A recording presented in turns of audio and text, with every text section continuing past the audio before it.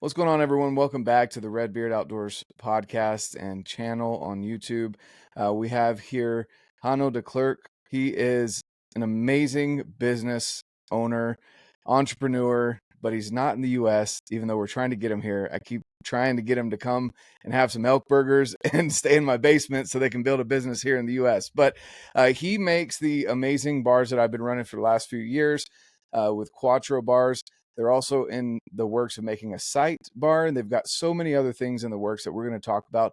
We're going to dive into a little bit of the business aspect as they've moved some of their manufacturing to Europe, and they were trying to move to Europe, some of the hurdles they're working on overcoming there from there versus South Africa, and so many other things. So you guys are going to want to stay tuned for all those juicy details on the new and improved sight bar, and also of course the Delta bars and why you might want to upgrade to these even if you do have a current set of Quattro bars. So with that being said, Hanno, for people that don't know who you are, even though you're a three-peat, you've been on here 3 times now, who are you, man?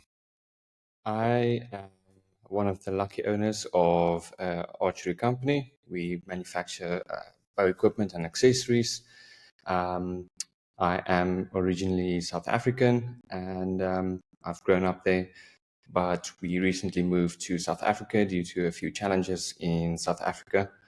And I mentioned to RedBeard that we actually needed to move to Utah so that we can have elk burgers and tune some bows and stuff in his basement.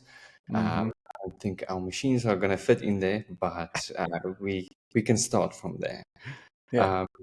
Yeah, that's who I am, and most probably I'm going to staying for or I'm going to be for the next 120 years if medicine allows it me to get that old.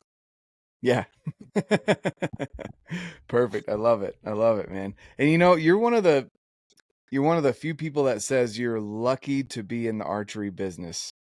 Most people, and they love archery, right? Archery shop owners, bow manufacturers, everything. They love it, but there's one, if you're in it for the money, you're in the wrong business, because there's not a lot of money in archery, to be honest with you, from any aspect of it. You do it for the passion, for the love of it.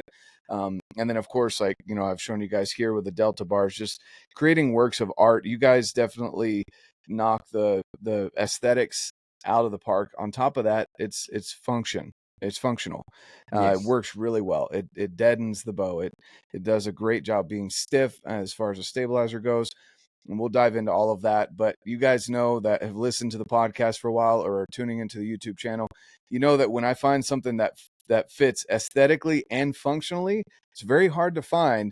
But I try and use those products because, I mean, you want to look good and you want it to work good, right? And so that's something that you guys have definitely knocked out of the park at Quattro. Thanks. Thank you. Yeah, I mean, it's such a cool industry, and it's relatively small if you compare it to something like the rest of the outdoor industry, like fishing or hunting in general. Yeah. I mean, you can't really compare a Cabela's Pro Shop to your local archery shop, but again, it's not the same service. So I think you need a special type of person that has a real interest in archery, who lives and breathes it. And my brother and I, we are together in business, as well as Ingrid now. She's also one of our investors and directors. It's my girlfriend and future fiance and wife. I'm still working on that, but I I always have a tell her, perfect spot that you can propose. yes, I want Beautiful sunrise or sunset over the Utah mountains right here. that's exactly what I want. And I might take you up on the offer then. Um, we while we are standing, because we build everything ourselves. We do the machining, we do the parts preparation for coating, we do the coating, laser engraving, assembly, packaging.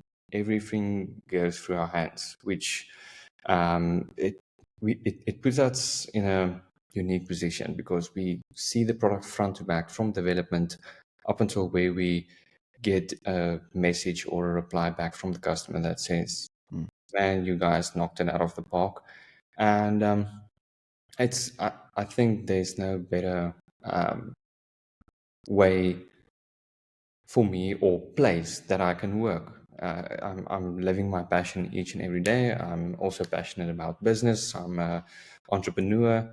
I love solving problems. I'm an industrial engineer, so everything just gels perfectly with all my interests. So, and while we're assembling a large batch of stabilizers for a cool archery pro shop, I told my brother, we are in the perfect spot. I mean, we are working for ourselves and we're working hard. We are working long hours. We have a lot of stressful stuff with the move that came up, unexpected stuff. It's a different continent, different country, different language, different weather, different everything. And we are in the development phase of the site. And there's a lot of moving parts, but there's no other place that I'd rather be working at. And so I think if it allows me to have this business for the rest of my life, then I'll take it. And if somebody is going to try and take it away, then I'm going to make a plan to work around that, like stuff like the tariffs that we just mentioned. That's another hot topic for us because we are not sitting in the US, unfortunately. Mm-hmm. Not yet. Let me put it that way. Yeah. Mm. I keep tempting them. I'm telling you, man, those elk burgers, throw them on a Traeger grill or over the fire. Can't beat Yeah, them. But we no, we did bring up, tariffs, and what's interesting, and I talk about this whenever I talk to people about these bars. You guys get your carbon from the US. And yeah, so you have to ship it from the US over to Europe now. And so you manufacture it and then you yeah, assemble it in South Africa currently. That's how things correct. are going. So Yeah, I mean, these bars, you guys could say when you put these bars on your bow that they've traveled the world. they are experienced flyers, first class. Uh, yeah, I mean our logistics are not that ideal if you put it like that. Mm, So the deltas are being produced here in Europe, and then the Velago bars are still produced in South Africa. It was a risk mitigation move. That is the Velago. It has an extremely unique pattern. It is mhm, actually the whole manufacturing process that dictates what the carbon layup looks like. And yeah, we get a lot of questions. What's the difference between the two bars? Because they look much the same in terms of their profile. Both has a 15 millimeter outer diameter on the carbon tubes. The aluminium is exactly the same grade, but the source is inside the carbon material. mhm, And with the Delta, the exterior weave that you can see, yeah, and that twill weave, that's like the classic carbon weave. If you mhm, talk about carbon fiber, that's what the people imagine. So that is an aesthetical layer. It doesn't contribute to the performance. It's just a very nice and thin layer to round off what's underneath. Because what's underneath is extremely boring. It's just layers of carbon fiber. But with metal, you uh, will get different grades of stainless steel, let's say, or different types of mild steel. And that's the same with carbon. You get less stiff um, material that are suitable for certain applications. And then you can get other material that is a lot more brittle, but that also mm, makes it stiff. And so with the past few years, you can you can really see bow companies changing up how risers look like, limbs getting shorter, risers getting longer, bigger cams, and it puts out a whole different vibration frequency. So a couple of years back when Matthews launched, I think it was the V3X33. It had an extremely long riser, and it was also a very light riser. So Mhm. when you remove all that material, it obviously affects the rigidity of the riser. And we had one combination of lengths and with a certain amount of weights what that you can put on that bow that just felt horrendous. And we also launched the Retira this year. Mhm. Um, uh, yeah, that's the vibration dampener. We we ran our bars for a very long time without an external dampener because I hate injection molded silicone or rubbers that can melt in the sun or that gets tacky and Mhm. you know sometimes in the summer when it's hot outside those rubbers can perish and unfortunately it has a shelf life, so we tucked in Mhm. every dampener inside the carbon fiber tube, but there's only also that much vibration that that thing can soak up. And so you need to think a bit outside of the box because the whole inside of the tube is only that large. And so that forced us to look at different materials, but it also brought in different machines because we can't weave the Delta's carbon the same way that we do with the Vlogger. Mhm. With the Vlogger, this material is about this wide, the carbon fiber material. They call it the toe, and we string it in a certain direction around a mandrel, and we hook it around a pin at the end of that mandrel, and then come back to the other side of the mandrel. So we're going up and down while this mandrel is rotating um, around the axis. And with the Delta's carbon, we can't do it. It's too brittle. The moment when you hook it around the pin, it just snaps off. So it's a totally different ball game. And if I got my got my choice of having the weave the same as on the Vlogger, I would have done it. But it's just impossible to mix the two. Mhm. And so we developed the carbon so that it it performs better on longer riser bows. So your target bows, um, they don't tend to cut more or as much weight than on the hunting bows.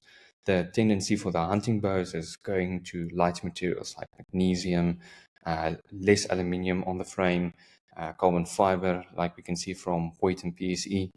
And I think Bowtique also launched their carbon bow not too long ago, and this affects on how the stabilizer performs because the stabilizer's main function was initially to soak up the vibration, but now it feels like on some boats that the Velago is fighting the vibration, but it just can't win it. And so Mhm. the two vibration frequencies sometimes clash with each other, but it also depends on what type of boat is, how long the riser is. So Mhm. there's a lot of variables. So when we Your get poundage, your draw length, everything. Yeah. everything, there's a lot of levers that you can pull on to get a different feel. I mean, even Just just really quick, I sorry to interrupt you, but just for people listening here, I mean, when you're talking about fighting, you're not talking about like someone's going to get a bar and be like, "Oh man, this is awful," or is it that drastic? yeah, I mean, Okay. you can feel a noticeable difference if you. Uh, so, for instance, let me take a real world example: the Mm-hmm. new lift bows from Matthews. The riser of the Lift 29, believe it or not, is the same length as the Prime RVX 34. So you have a Mm-hmm. 29-inch ATA bow that has the same frame length as a 34-inch bow. So when you put that into perspective, and you feel the weight difference between the Prime and the Matthews, then you'll notice that they removed a lot of material on that riser, and the material moves under the tension that we put these risers on. It definitely moves, and it gives you a bit of a hand shock back. And we noticed this the moment when we put the bars on the lifts. So that sparked the Retira. We use a 3D printer to print the rubber. And so we don't have a mold, because the mold can't give us the complex shape of the rubber that we want. And we also, with the printing, it's more cost effective. In the long run, not really, but the setup cost, you don't need molds and stuff. But anyway, you can definitely feel the difference between the Velago and the Delta. But like I mentioned, it's only with certain length combinations, and if you run certain types of weight stacks or ratios on some of the bows. And to make it more complex, like you mentioned, your draw length, your draw weight, your arrow weight also plays a role. Yeah. So just to make everything a bit more simpler, we offer two models. One is for your long riser bows with lightweight risers, or if you do a lot of target shooting and you have a target bow, go with the deltas. If you have, like Void has an extremely stiff riser, same goes for the PSEs, and I already mentioned the Prime, right? We have a few Yep. bows. Yeah. So the Prime also has extremely Yeah, stiff riser. especially their new Phorm is very, very stiff. Yeah. Yeah. And we are we are actually waiting for ours, but we have two RVX. We have an RVX 34 and an RVX 32 Plus, and both of them, the with the stiff risers, the Velago performs better. But on the not so stiff risers and the longer lightweight risers, the Delta is king. Yeah, so that's mainly the difference between the two. And like you mentioned, we like the performance and the aesthetics part. So the performance is extremely important to us. That we have gone to the extent of adding another product line in order to get the best out of Hmm. both worlds. Gotcha. Okay, so just to kind of summarize, do you guys have anything on your website, or have you considered putting anything on your website that will direct people like, hey, if you're shooting this model, we recommend the Velago. If we're shooting this model, we recommend the Delta. Yeah, so we have about 10 bows already lined up that we use to gather data with. Mm. Um, we bought everything from shops and wholesalers, distributors, and some of them we even imported from the US, because we can't always get what we want in South Africa.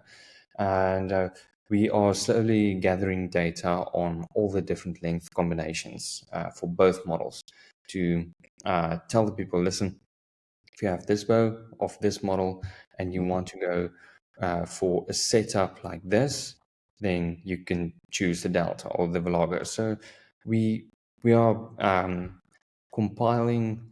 I wouldn't say it's a chart, but you can think of like something like a chart that will just like specify. Listen, this is your long riser bows with the lightweight risers. Go for the Delta on that if you want a 12-inch plus upfront. So we are definitely working on something like that. Like I mentioned earlier, it's just a bit chaotic to touch on everything, because we want to do and we have to do everything ourselves for now. That's just the way a small business goes. Yeah. Well, let's kind of break it down here then really quick for people. So just kind of a synopsis so people can, they can understand what they want to go order, cuz I understand people are using the code, which I appreciate people using the code. RB, I think it's RB15 or Or, RB10, yes, RB15. RB15. Yes. Yeah, RB15. So that works on the majority of things unless it's already discounted. Yes.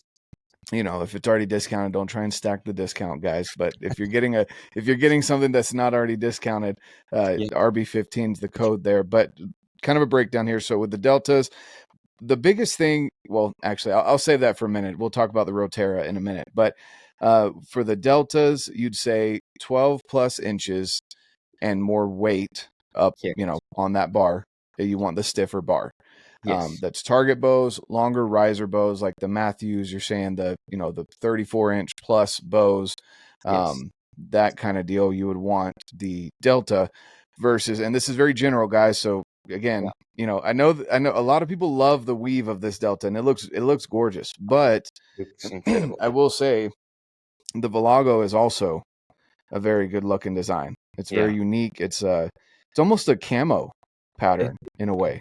Yeah. We had some trouble with that on the World Archery organization where Really? they banned the Velago target stabilized because they said it resembles a camo. What? Yeah, it was What? ridiculous.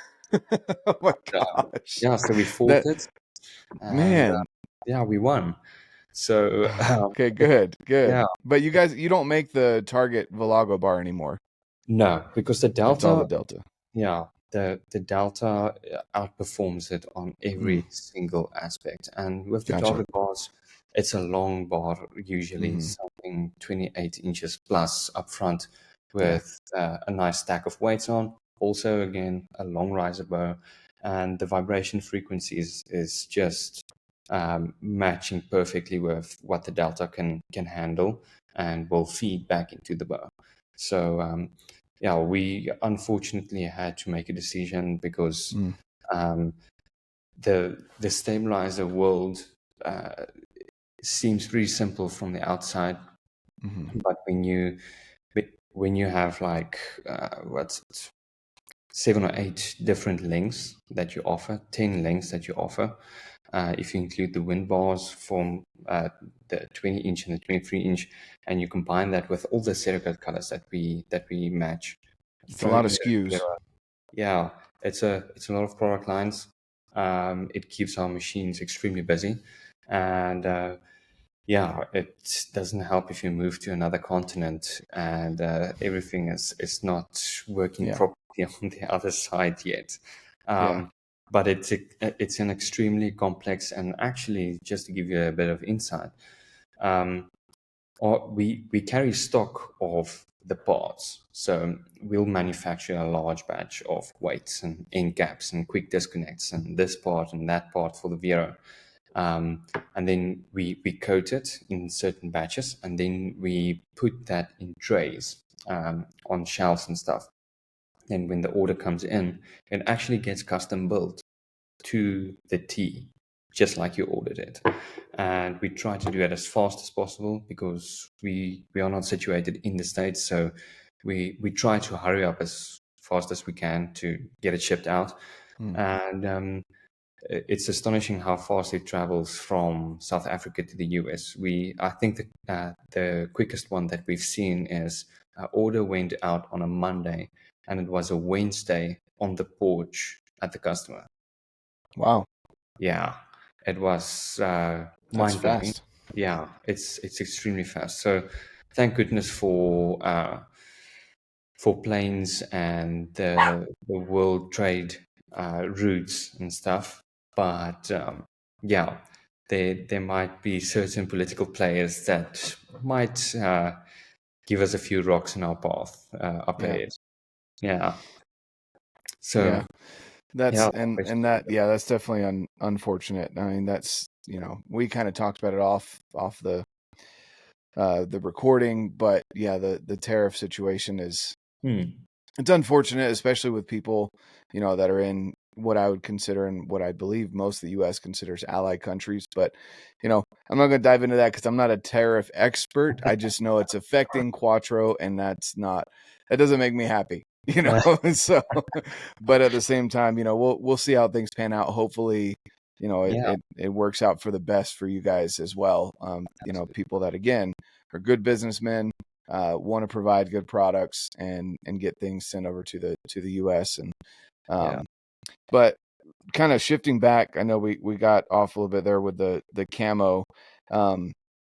So again, longer riser bows or a 12-inch plus bar, and if you're looking to load up the weight on mhm. it, the deltas, or if you just like the aesthetics, I mean, that's always a thing too. It will Yeah. work in any way. Yeah. Hmm. So Hmm. if you like the weave of the delta more, I mean, go Yeah. for it. It's Yeah. it's not going to hurt. You'll definitely be satisfied aesthetics wise. Yeah. So, Yeah. but I've had people, they ask me, what's the difference? And I said, honestly, on a hunting bow, if you're putting less than 12 inches, because I always ask them, what inch bars do you run?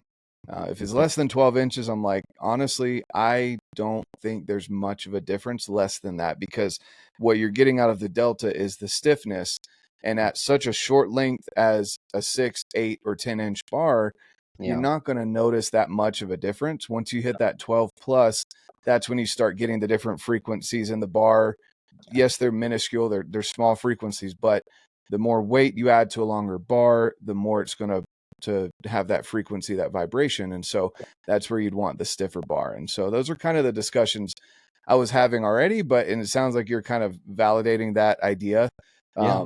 Yeah. And so Exactly that. there you go, guys. Just kind of again, a brief synopsis there. If you're going to go order some bars, 12-inch plus bars, definitely recommend the Delta. If you're going shorter than that, it's your preference. And I do recommend the Roteros 100%. Okay. That's something that I did. I was genuinely shocked. Like, before I dedicated to shooting the Quattro bars, I shot quite a few other bars. There's one other bar out there that I do like. But all the other ones didn't dampen the vibration as well as the Quattro bars. And they definitely didn't look as good. I mean, we'll just be honest. The Quattro bars look good. And so it was shocking to me when I got the Roteras, and I was like, like, they already Oh, dampened so good, I'm not going to notice that much of a difference. And then I put them on my bow, and I was like, damn. Like, that was the first word out of my mouth. Like, I took a shot just in my garage, and it was yeah. on my 70-pound bow, so not even my higher poundage bows. Like, it was a 70-pound bow, the RX8 from last year, so the 30-inch bow. Yeah. And I threw them on, and I took the shot, and I was like, And whoa. that was already a quiet bow. We did a lot of testing on the RX8. We had one, um, and I passed it on to a relative of ours. But that's already a very quiet bow. So Mm-hmm. imagine soaking up even more vibration than Mm-hmm. what's actually necessary. Um, it was a nice but challenging project for us because it's difficult to machine the rings, especially if you want to do everything in one go. Normally, if you machine the stainless steel rings, you need to flip them over and do the second operation from the other side. So, So just and real quick, just so we have a visual representation. So here's yeah, what you've got the stainless steel ring that actually is what screws into yes, the screw. yep, And then you have these that go on the outside of it, which are correct, like 2.2-ounce weights. And then it's got the rubber dampening in yes, between there. And that just slides over the sleeve here, correct, just like that. yep. And then we strap them down between weights. Yep. There we go. That's it. Yeah. So we're actually launching. You already have some of those weights. So um, Those right the there. yep, the sleeker weights that matches the Roteras is coming in like the next week or so. I've got Um, this one locked down real tight, but I would screw it off. But yeah, so for people that are looking here, so you've got this is a weight. So these are the grip weights. yes, This is a weight. This right here is the Rotera, and then correct. this is a weight. So it's kind of the Rotera sandwich between two of Hmm. these newer, the sleeker weights, like what he's talking about. They don't have the grip, and Yep. they're still very sleek compared to some of the bigger ones that you have that are about here. Yeah, yeah. How much do these run? They're 1 ounce? 1 ounce each, They're yes. still 1 ounce? Okay. So, Yeah. and I could see that just looking at this comparison. It looks like you kind of squished that way, Yes, this weight. So it's the same weight because this is a 1 ounce. The orange one's a 1 ounce weight. And then this one's a 1 ounce weight as well. Okay. correct. Yeah. So we made it a bit slimmer, but I also wanted something that is a bit more aligned with the Retiro's profile. Mm. Um, So it the doesn't look like, which Yeah. I kind of like that look, to be honest with you, but I also like this look. So we're gonna give you a choice. Yeah. If you want the sleeker option, then I mean we're gonna offer both of them. Yeah. That's not a problem. So we normally use a mild steel, high quality mild steel for the grippet weights because the knurling tool that creates that nice diamond uh, pattern on the outer diameter that cuts really nicely into the mild steel. But for the guys that is in high humid places, it tends to corrode sometimes, not always. We've never experienced any issues with it, but the new sleeker ones, we also did a mild steel batch in it, and there was something off about the batch. So we hold back the launch of it, and then with the machines that I'm looking at now, they're going to be set up in next week. Just before you phoned in, the tooling rep came through to drop a few tools. So it's new drills and stuff that came through for the manufacturing of the weights. We're going to use a stainless steel this time, so corrosion free. And yeah, I just like the sleeker Yeah. look, but then also again, you like the one with the knurling. Yeah.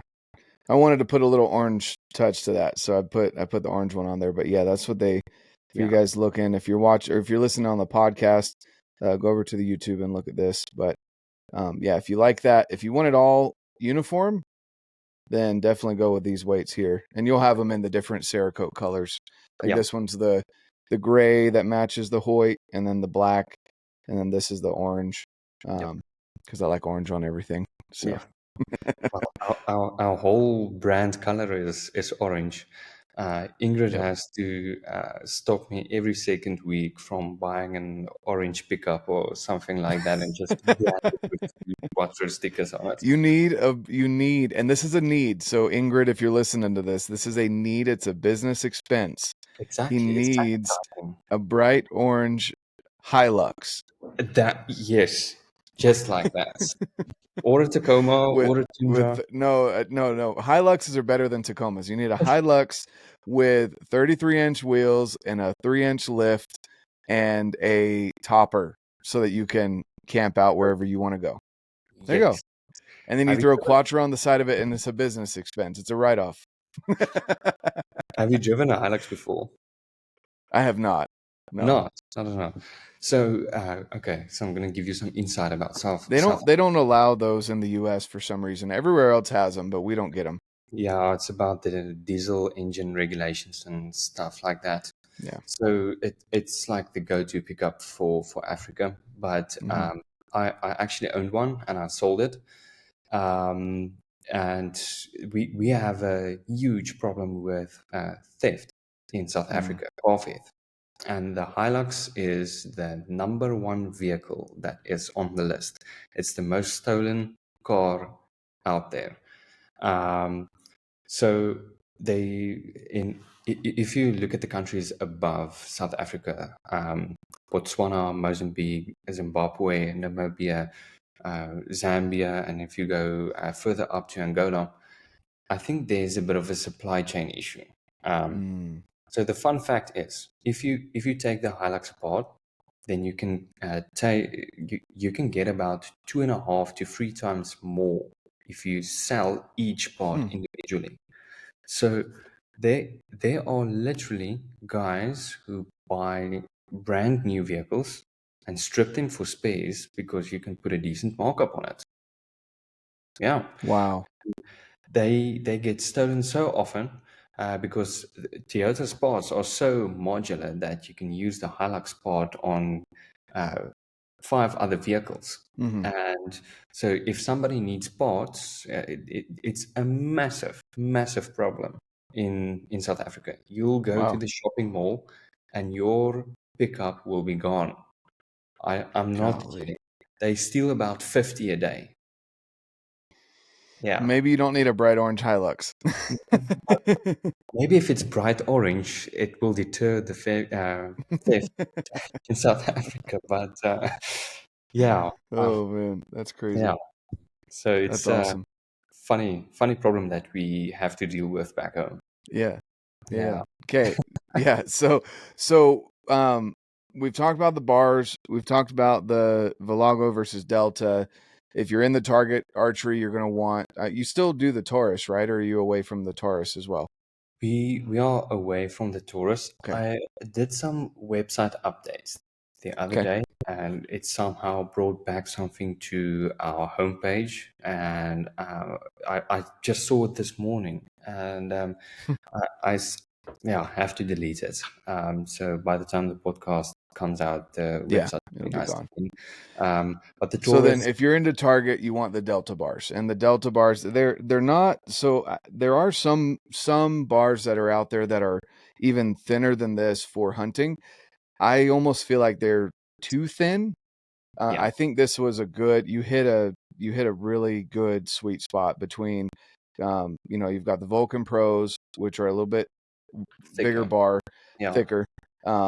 And then going to the Velagos and the Deltas, that thin. It's a good thin that you can keep stiff and not lose.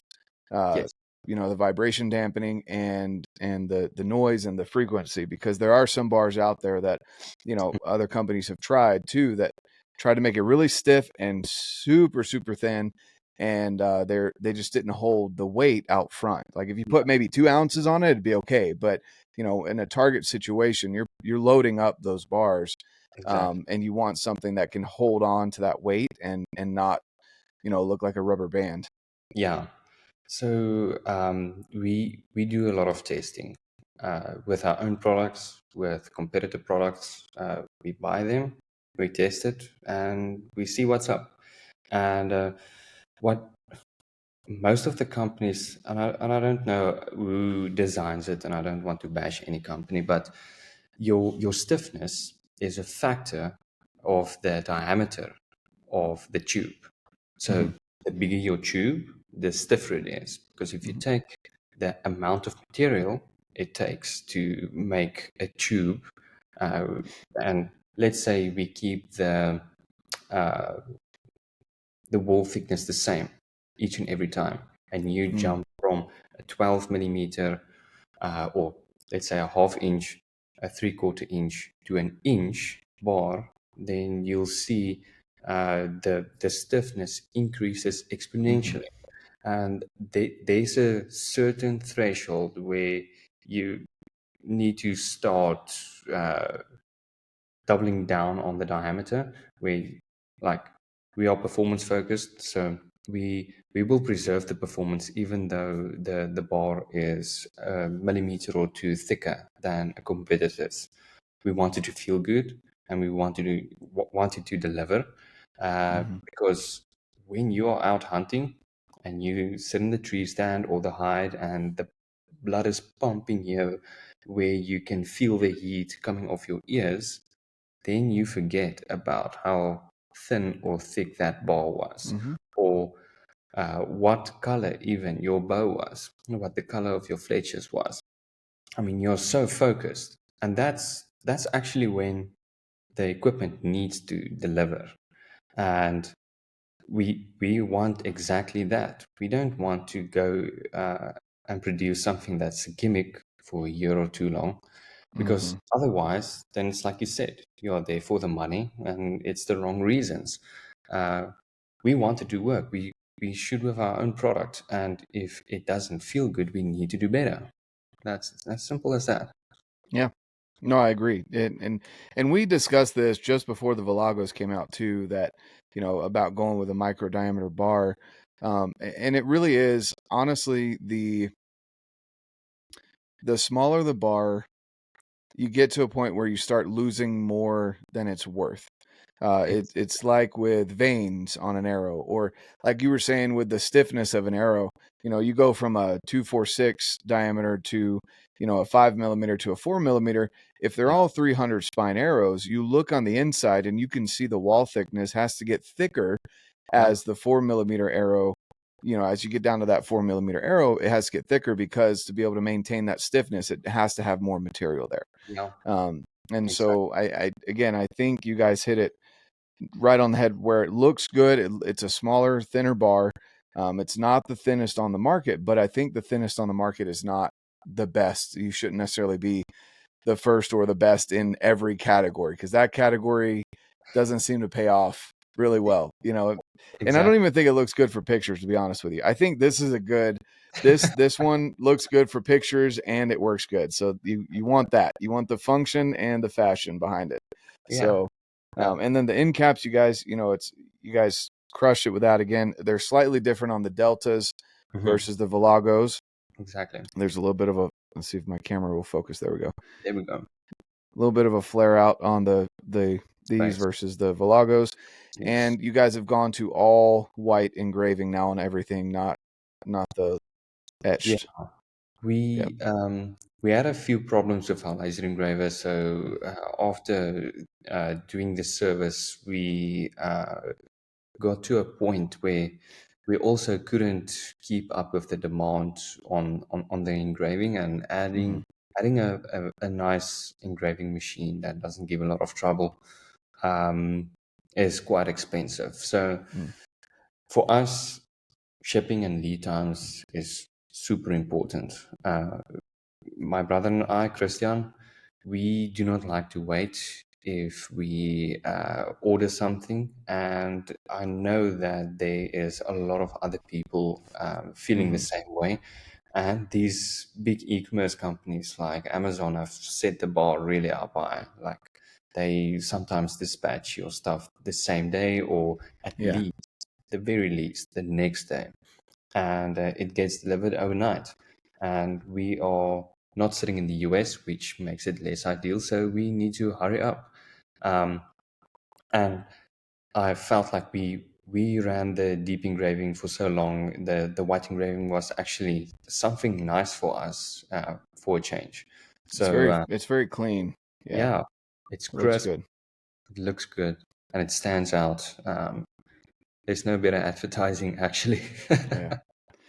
Well, you guys have a unique look. I mean, you don't really, people know what Delta or what Quattro bars are, at this Yeah, point.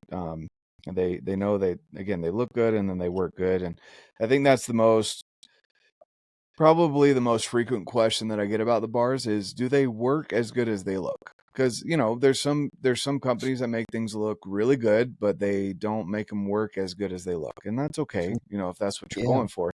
yeah. But these are both. You guys do a great job with your finish work. Your Thank you. Cerakoting, the color matching, and again, they work. They work. So as long as the person is shooting properly, the Uh, stabilizers are going to do their part. yeah, That's for sure. yeah. And It then makes let's it easy, do what? but the stabilizers will make aiming easier. It gives Hmm. you a bigger window in order to execute a proper shot, but you need to do the aiming. Mm, You need to yep, move your sight to the correct position and then just follow through gently. yep, exactly, Yeah, exactly. So let's kind of move into, we've talked about the Roteras, the Deltas, the Velagos, kind of the difference there. Again, guys, if you're out there listening, you have any questions on this, feel free to either message me on social media, Instagram, or leave a comment on this YouTube video so that you can check out or ask your questions on which one, maybe we didn't hit on your bow specifically. We'll be able to get you some more information so you can make that purchase, because we do understand they're also not the cheapest bars on the market. Like you mentioned, Cabela's. You can go to Cabela's and get a stabilizer, but it's not going to do what this does. And it's also no, definitely not going to look as good as this. So we want you to get the right bars for the investment that you're making into having the better bars. We want to make sure you get the best system possible. So again, you'd always reach out to me or drop a comment on this video so we can make sure you get the right setup. Now, with that being said, you know, you've got the Hoyt mount, which I will say, and I don't think I've done a video on it yet, but the Vero 2.0, the Hoyt fit way better than on the previous model. And I know we kind of went back and forth just figuring out if it was my paint or if it was this. The previous Vero that I had, the attachment for the Hoyt, it didn't quite fit, and I can see the difference in the cutouts that you guys did. And I put it on the bow that it didn't fit previous, and the Vero 2.0 fits phenomenal. So if any of you guys out there are shooting Hoyts and you don't necessarily want to run the Hoyt mount, you want to try the Quattro mount, have complete confidence in the Vero 2.0. That thing is fantastic, and again, they'll color match it to your bow. So definitely check that out. And the front disconnect is it 8 degrees? What's your? We have a 0 and an 8. Yeah. Okay. Yep. Right. And that's what I run. So I run the 8 degree up front, the Vero 2.0 in the back. On my RX9 Ultra, which is the longer bar, I've got the longer bow.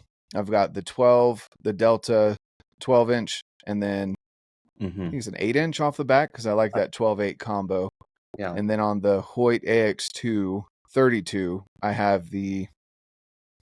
so I've got a 12-inch and an 8-inch Velago on that one. Consistent. Yeah. I like that 12 and 8. I haven't quite tried a 15 yet. I don't feel like I need it, even at those further distances. But that 12 and 8, I like. I feel like a 10, for me personally, the 10 sticks out just a little bit too much for what I like for hunting. And then it has to be 6. Oh, say that again.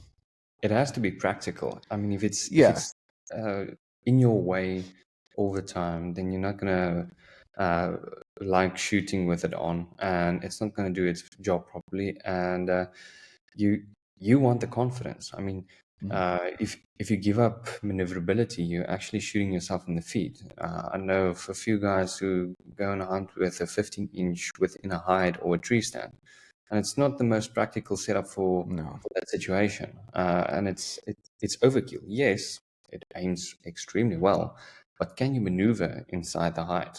That's the big question. So if you're hunting out for turkeys and stuff from a hide, then like a 10-inch in front is more than perfect. So for the hide hunting, I'd suggest 12-inch max. If you have a nice roomy and big hide where you can move around and get some different shots, different angles in, then 12-inch will still work. If it's a really small hide or like a small shelter that you built with some branches and stuff just to hide out in, the 10 inches is king. And then if you only walk and stalk and you are a very short guy, you also don't want your bow to drag on the ground while you're holding it on the string, or stuff like that. And if you can get away with it being short and give you the same performance, then you are winning. Because your bow needs to be practical. It has to go where you go, and if you can't carry it, you can't shoot with it. Exactly. Yeah, and then the bow, I've kept the RX8 for kind of that situation, ground blinds or tree stands. And on that one, I don't even run a back bar. I just run the 6-inch Velago off the very bottom mount in the front. And that gives you almost a 12-inch bar equivalent with the weight a little bit lower. And I don't shoot with a quiver on in a tree stand or a ground blind. I can take it off. And so I don't need that back bar to offset the quiver. And it holds really good. And again, you know, having it at that lower mount on the Hoyt definitely helps with, you know, the being able to put a shorter bar up there. So that's those are my setups and how I have it at this time and what works for me. But again, it just depends on what, you know, again, what you guys are looking to get. So let's see, let's move into the the site. Before, let's wrap up with the site. So they've been teasing it. It's on almost all the photos now. Yeah, I haven't really had a chance to ask you guys about this. So I mean, it's a sight bar. You haven't created a scope yet. not yet. Yeah, but the bar itself. So talk to us about the bar. I mean, why did you, when, again, it's a saturated market of sites, why did you want to come out with a sight bar? I had so we have a lot of bows because we do a lot Hmm. of testing, and with these testing, there are other accessories also on the bow that takes a beating with the testing. So with all the testing being done, we like figured out all the weak and strong points on 10 different models of sites. There are, and this is not the best site out there yet. This is still a work in progress. I hate this thing. I want to throw it over the wall, but that's the prototyping phase for you. Yeah. Yep. So we, Christian and I sat down. My bow fell over one time in the field, and I made it an extremely bad shot on a blue wildebeest. Um, it was also a nice old wildebeest bull. Both his horns were broken off. This one only had like the small chunk coming out of his head, and I thought that's a proper um, animal to take out now, and I completely messed up the shot. And when I looked at my sight to inspect what happened, I saw the scope move to the side. So Oh. what actually happened is I hit him way too far behind. So I only nicked the top of his lungs, and we couldn't find him for like 2 days. And we unfortunately had to head back home. This hunt was in Botswana. And I told them, listen, we have all the machines to make this work. And we've seen which one of these sites are performing better than the others. And what if we take all the best parts and combine it into one body? What will happen then? Like, I want a blend between ease of manufacturing because that will keep the product simple. So I want it bulletproof. If it topples over accidentally, I mean, Hmm. stuff like that happens in the field. Then I don't want your site to uh, move out. Or if you accidentally bump on the slide, I don't want the slide to move the dial. So the brake needs to work. We've had a lot of problems, and this is still something that we're working on. But you can see the scope is a bit loose because Hmm. I'm grinding shims that needs to go in here inside that V groove. There's actually a whole new head part where this left right attachment goes into. So it is we wanted to expand, and we actually got a few gaps with all these testing. We already paid for the sites, and we did half of the homework with testing on stabilizers and bows. Um, so it was extremely frustrating, again, shooting with a product that we paid top dollar for that dropped us in the field. And so that's when I drew the line and said to Christian, we have the machines. I'm going to design a site. We're going to test it, and we're going to take our time. The first version is not going to market.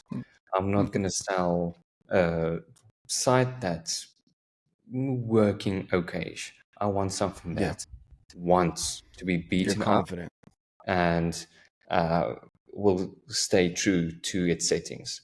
So um, a lot of sites with the third and first axis, they rattle loose, or if they get a light bump, they move.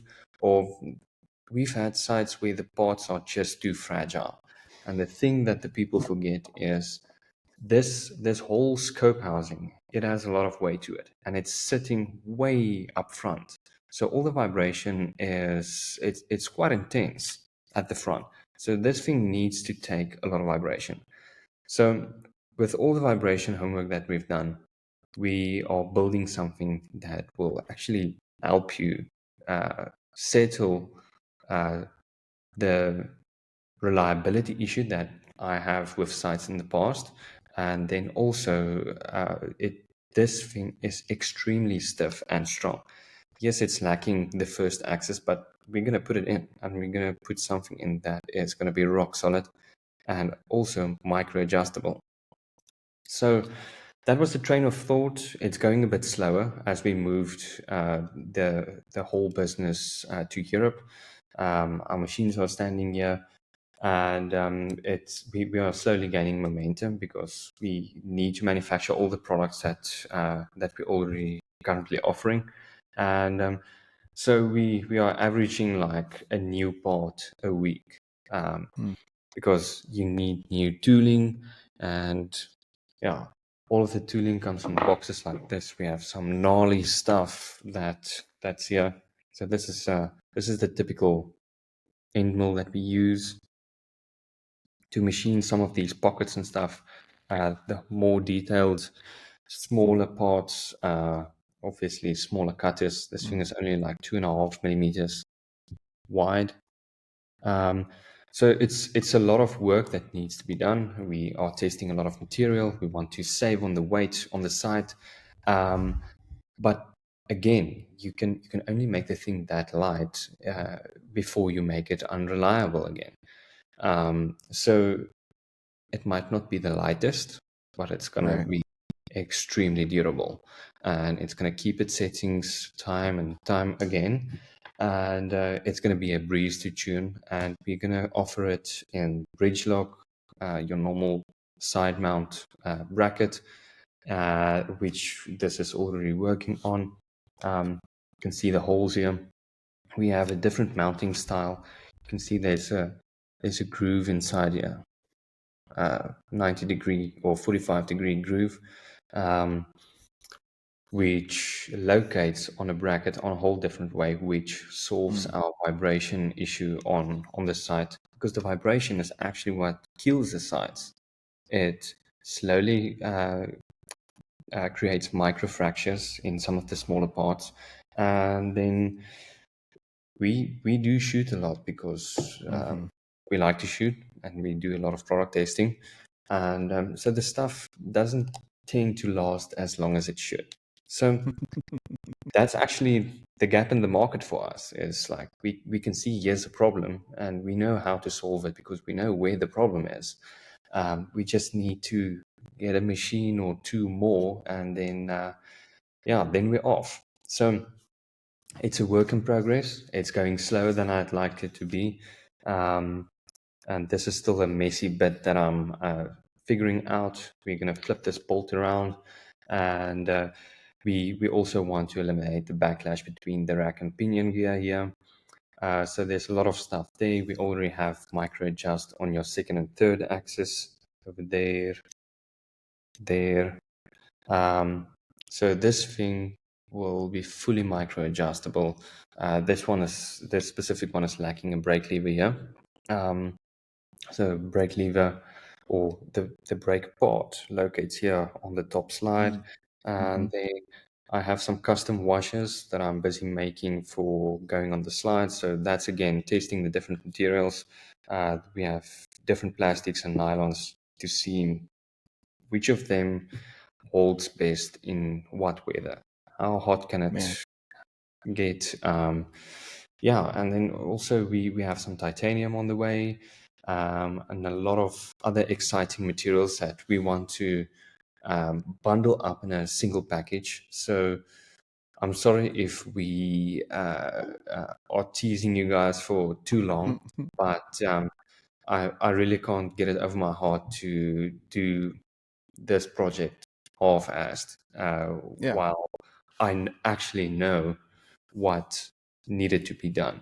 So we can take a lot of money now, and a big market share by just launching this, but I'm not satisfied with the product, so I'm not going to put my name behind it, and I'm not going to frustrate a bunch of guys, because we already have a solid foundation created by the stabilizers, and I don't want to Oh yeah. damage that.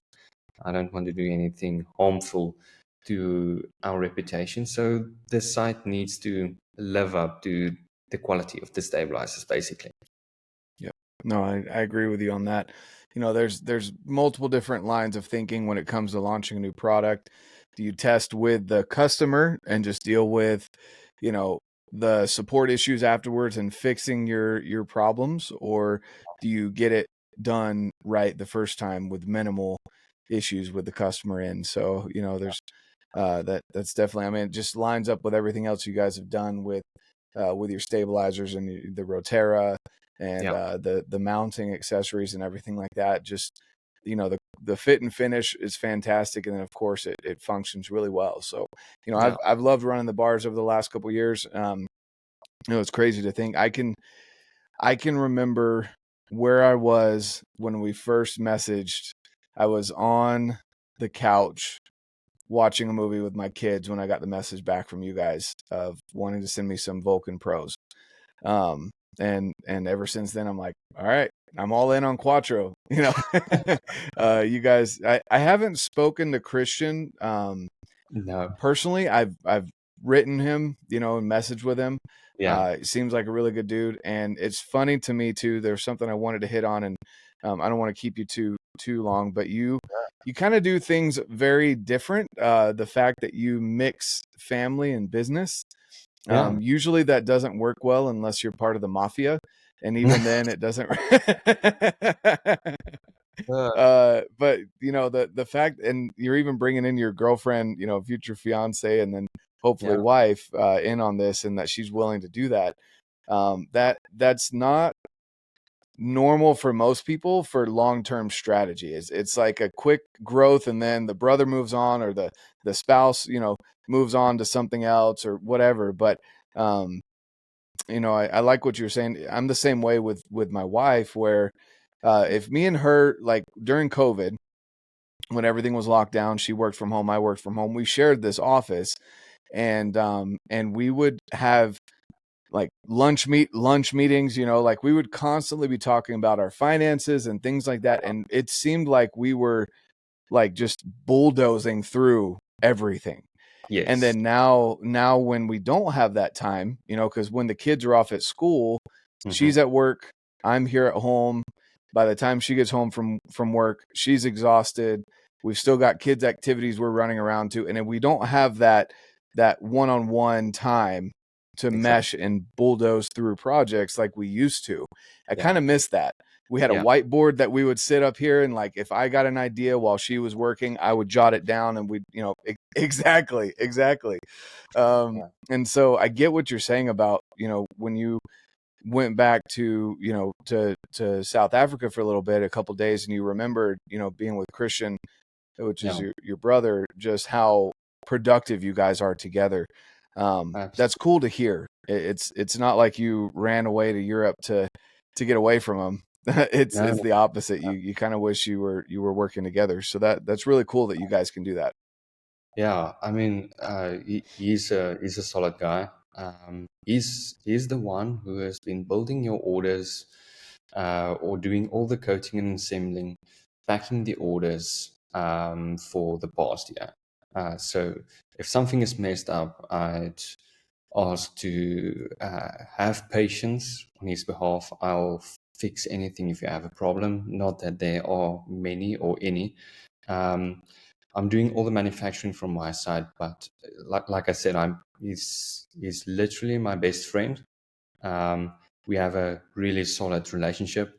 We are every single minute of the day on the same page. We are pulling in the same direction, and we have different strengths that we can throw in the same basket, and it doesn't light up the basket or creates an explosion. Mm. Um, and he's also just as passionate. He's with me in the business. Ingrid comes from a big family business, a big family and a family business. And So she is in the mafia. No, I'm kidding. he's definitely in the mafia. Not what mafia, it's the Yeah. mining mafia. So they have a lot of like an extremely dense network, industrial wise. If you need a workshop on that side of South Africa, they have a contact for it. Mm. And she has a degree in business, business commerce, and she is feisty. She doesn't take no for an answer, and she's willing to make a plan to get what she wants. And she's been a great help and a big part of the success of setting up the business here in Europe, and making the whole thing tick. She will literally fill in any gap that pops open. If it's work to be done on the laser engraver, Hmm. making labels, um, doing our finances. I feel we have a very solid team, and I don't think there's anything that's going to stop us. Um, so that's why I said I have the best job in the world, because I'm working with my girlfriend. My brother's my best friend. Not that we do not have friends. We have a lot of Hmm. friends. We know a lot of people, but we don't grow tired of each other. So it's just a very cool environment, and I also pulled in my mom to handle all of our logistics. Um, she she's been working for us for the last 2 years, so sorting out packages that gets damaged, stuff like that happens. It's unfortunately part of the risk, and but there's no risk to the buyer. We sort everything out with FedEx. We have insurance on your package, so if something happens, just message us, and we'll sort it out from our side. So she's handling all of that. Yeah, and then also when something needs to be get done on the laser machine, or needs to be prepared for a coating batch, or packages that needs to be ordered, yeah, it's a working synergy, and we don't really have some clear boundaries on who does what. If if there's something, a task that needs to be done, somebody is going to do it. It's guaranteed. So I think as the business grows in the future, then like Christian, he knows how to take videos. He Hmm. edits really well. He likes the sound design behind it, although he doesn't get to it as much as he wants. Um, I'm better at taking photos, and then I also understand the CNC machines. That's my forte. But Christian is extremely well with breaking stuff. So if I design something and it comes back in pieces, then I haven't done my job. You can literally give it to him for 10 minutes and he'll stuff it up. Yeah. That's So awesome. I have the best job in the world. Yeah. No, it sounds like it. Sounds like you guys have a good setup, and that's just really cool to see. It's not very common, um, and also just, you know, Yeah. I love supporting what I can or how I can, and sharing what you guys do. You know, it's it's one of those things where you're good people and you make a good product, and you don't find that happening a lot. There's a lot of turnover in the outdoor space. It's not that they're bad people. It just, people don't necessarily click with the company that they're working with, and Hmm. they leave. And then you have to build a whole new relationship with that company, or, people are making things look good, but they don't work good, or opposite. They work really good, but it's hard to sell because it doesn't look pretty. Yeah. Um, you know, there's so much that goes into this space, and the fact that you guys are making it work. You're overseas, you're moving, manufacturing, and doing all this stuff, and still doing really well as far as stabilizers go. Yeah, it's really cool to see, and it's been fun working with you guys the last couple of years. Um, I guess, is there anything else that we haven't touched on today? Uh, Not yet. We are constantly working on new stuff. I mean, we want to cover the whole archery or compound bow accessory spectrum. I was gonna say you're building a bow now. Don't tell me that. um, our machine is big enough to machine risers, but I have it stacked with a bunch of different other stuff like zero Yeah. point plates and vices and tombstones that we manufacture the small parts on.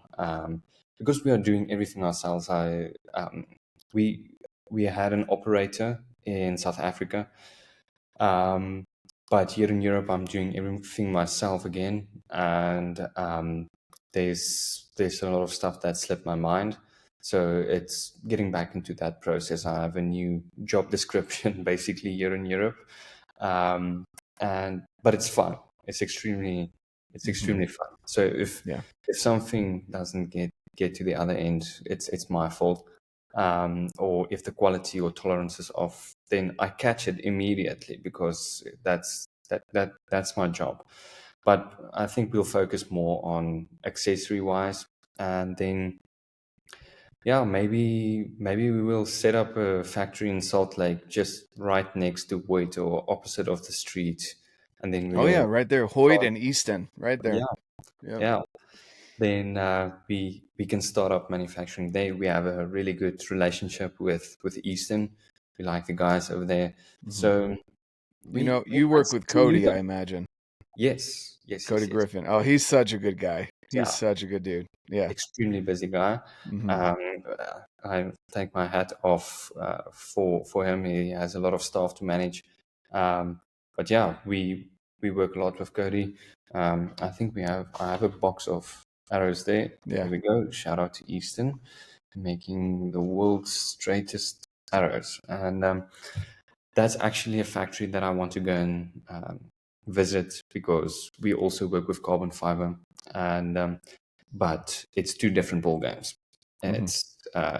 It's not the same Yeah. process remotely. It's not close. So yeah, I think you would really like it. I've done the tour, and there's even a top secret area that I can't disclose any of the information that I learned there, but it nice, was I got to go in and see where the parallel pros are made. nice, And that is that's next, like black site level, just like they lock everything down.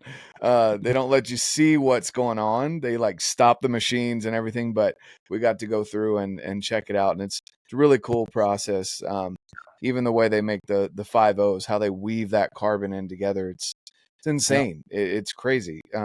it's a And fascinating process. yeah, so I think you'd really enjoy that. Definitely, I could see an engineer's mind going through and enjoying that a lot. So, Yeah, um, yeah, they're definitely great people over there. So, well, that's awesome, man. Well, I don't want to hold you up too much more. I know you had a long work day and you're probably ready to go home and get some sleep or get some food or something. food, Um, food. yeah, exactly. Yeah, food. I, I operate on food. Sleep is Yeah. off. Yeah, yeah, there you go. Yeah. Lots of caffeine and food is okay. Yeah, No, you don't need sleep. absolutely. That's awesome. All right. Well, Well, guys, I'm going to leave the links down below where you can check out, the Quattro bars. You've heard me talk about them. I've got more videos coming up here on the Deltas now that I've been using them a little bit.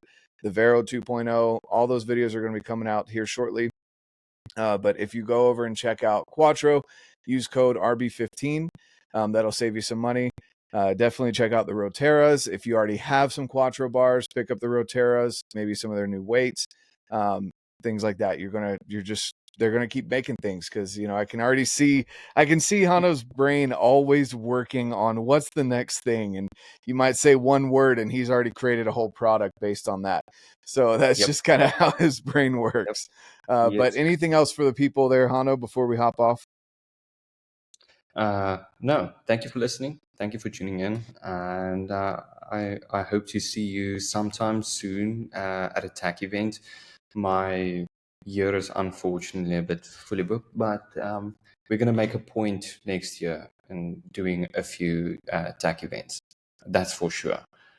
Kristen and I are dying to go and shoot a few tournaments. So we will most likely definitely do the Utah one, and then maybe The one in Colorado and Montana looks extremely fun. It just depends on what the I'm trip. going to throw one in there for you. One that I haven't been to that I really want to go to is Pennsylvania. And Uh-huh. as far as a business perspective, the Pennsylvania one now has more attendees than Utah, and Utah was the top one. Now Pennsylvania is the biggest one. Nice. That's And it's something to actually look some for. pretty, they're not as huge of mountains as out west, but they are gorgeous. And Yeah. it's actually pretty mountainous at that tack as well. So I would No, say, I'd say Pennsylvania should be on your top three. awesome. We'll definitely touch base on the tech events and which ones we should cover. But yeah, we're gonna make a point next year in visiting some of the shoots, and hopefully we can start building a facility in the US pretty soon. Doing a lot of footwork, it's soaking up a lot of our time, and that's where Ingrid comes in. She's extremely good with that. So maybe, just maybe, we'll ship from Salt Lake pretty Yeah. soon. Yeah. Oh yeah. That'd be awesome. That would be awesome. All right, guys. Well, thank you so much for tuning in. Again, we've got Hanno here. He is a three-peat on this podcast. He's one of, I think there's only been two other people that have been on here three times. So Nice. you're one of the, yeah, you're a popular guy. So Awesome. when you're I'll not cutting metal. yeah, I think you should arrange the next one for next year so long, so that we can have a date, because I think that Yeah. seems to be the hardest part. Yeah. I think maybe we should meet in South Africa and go on a Yes, hunt and definitely. then do a I'll take you podcast to the with trail. Christian. Yes, Christian's got to be on it, and we'll put Ingrid on it, but we will put like a mask over her face because she's in the mafia, so we don't want her identity revealed. we put on some face paint. And change her voice. We'll change her voice over too. Yes, yes. It's going to take a lot of editing, but it can be done.